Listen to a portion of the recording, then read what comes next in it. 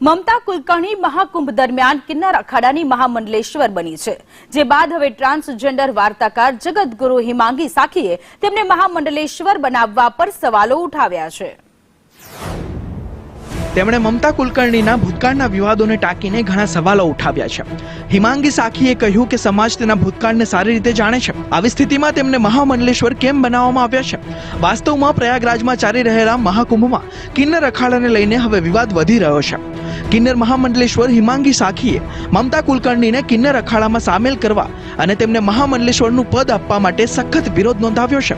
આ અંગે તેમણે કહ્યું કે કિન્નર અખાડાની સ્થાપના કિન્નર સમુદાય માટે કરવામાં આવી હતી। જ્યારે અખાડામાં મહિલાઓને હોદ્દો આપવામાં આવી રહ્યો છે ત્યારે તેને કિન્નર અખાડા કહેવું યોગ્ય નથી।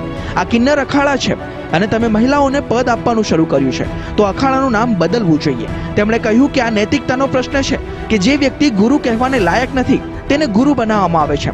સમાજને આવા ગુરુઓ કેમ આપો છો? તે જ સમયે તેમના પદ્માભિષેક દરમિયાન તેમનું મુંડન શા માટે નહોતું કરવામાં આવ્યું તે અંગે પણ તેમણે સવાલ ઉઠાવ્યા હતા। ઉલ્લેખનીય છે કે શુક્રવારે મમતા કુલકર્ણીએ સંગમ ઘાટ પર પોતાનું પિંડદાન કર્યું હતું અને તેમને કિન્નર અખાડાના મહામંડલેશ્વર બનાવવામાં આવ્યા હતા।